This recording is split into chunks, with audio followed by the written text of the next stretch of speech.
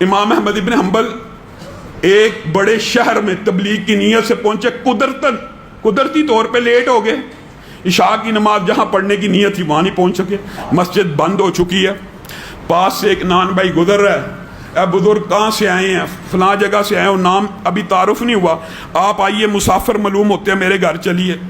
امام احمد ابن حنبل کہتے ہیں میں اس نان بھائی کلچا لگانے والا، ایک کلچا لگانے والا، جن لوگوں کو ہم کچھ سمجھتے نہیں وہ اللہ کی بارگاہ میں کیسے کیسے مقبول ہو جاتے ہیں، یہاں سے دیکھ لیجئے۔ امام احمد ابن حنبل کہتے ہیں میں نے جتنی دیر رات کو اس کے پاس رہا میں نے نوٹ کیا یہ منہ میں کچھ بولتا ہے، منہ میں کچھ پڑھتا ہے۔ میں کہا کیا پڑھتے ہو؟ کہتا ہے میں جب بھی فارغ ہوتا ہوں نا میں استغفر اللہ پڑھتا ہوں، استغفر اللہ استغفر اللہ استغفر اللہ۔ کیوں پڑھتے ہو؟ میں استغفر اللہ پڑھ کے جب بھی دعا کرتا ہوں نا میری دعا اللہ سن لیتا ہے، میری ایک دعا ایسی نہیں جو اللہ نے نہیں سنی ہوئی۔ ہاں 20 برس گزر گئے ہیں، ایک دعا کرتا ہوں لیکن مجھے یقین ہے میرا رب میری وہ دعا بھی پوری کرے گا۔ میرے پاس پیسہ نہیں ہے اس ملک میں جانے کا، اس قصبے میں جانے کا، میں اللہ سے دعا کرتا ہوں موت سے پہلے امام احمد ابن حنبل کی زیارت کروا دے۔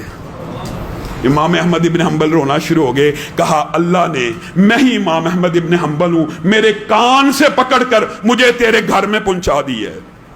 بتائیے انسان اللہ سے مانگ رہا ہے، جب اللہ سے مانگ رہا ہے تو کیا اس کو یہ وہم ہونا چاہیے اللہ نہیں سنے گا؟ یہ وہم دل سے نکالنا ہے، خلوص نیت سے۔ پھر دعا کی قبولیت کے اندر ایک جو بڑا سب سے بڑا فیکٹر ہے وہ یہ بھی ہے کہ انسان جتنا سچ بولنے والا ہوگا اتنی جلدی دعا قبول ہوگی، انسان کا رزق جتنا پکیزہ ہوگا اتنی جلدی دعا قبول ہوگی۔ اس کی دلیل کیا ہے؟ یہ بھی حدیث سے ثابت ہے۔ نبی کریم صلی اللہ علیہ وسلم نے کہا ایک بندہ خانہ کعبہ کے اندر ہے، مسافر ہے، مسافر کی دعا قبول ہوتی ہے۔ جن لوگوں کی دعائیں قبول ہوتی ہیں نا، یہ بھی بات یاد رکھیں، موضوع اصل میں طویل، اپنی بات کو مختصر کرتا ہوں انشاءاللہ، اس کے بعد تراویح پڑھتے ہیں۔ جن لوگوں کی دعا قبول ہوتی ہے ان میں مسافر شامل ہے، ان میں مظلوم شامل ہے، ان میں اللہ کے فضل و کرم سے ہم روزے دار شامل ہیں۔ روزے دار کی پورے دن کی دعا قبول ہوتی ہے۔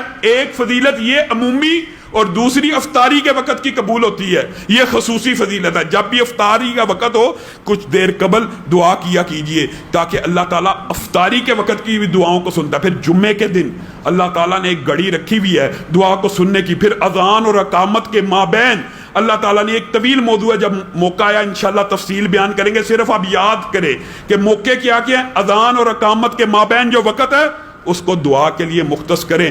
بارش ہو رہی ہو اس کو دعا کے لیے مختص کریں، دوران بارش بھی۔ اور پھر نبی کریم نے کہا کوئی والد جب اپنے بیٹے کے لیے یا بیٹی کے لیے دعا کرتا ہے اللہ تعالیٰ اور اس کے مابین کوئی حجاب نہیں ہوتا، والدین کی دعا لگتی ہے، اسی لیے نبی کریم نے یہ بھی منع کر دیا کہ اپنے بچوں کو بددعا نہ دیا کرو۔ عام بندے کے منہ سے نکل جاتا ہے دفع ہو جاؤ، لعنت ہے تجھ پہ، اس طرح کے الفاظ جب منہ سے نکلتے ہیں نبی کریم نے کہا کئی مرتبہ قبولیت کا وقت ہوتا ہے اور اللہ تعالیٰ قبول کر لیتا ہے۔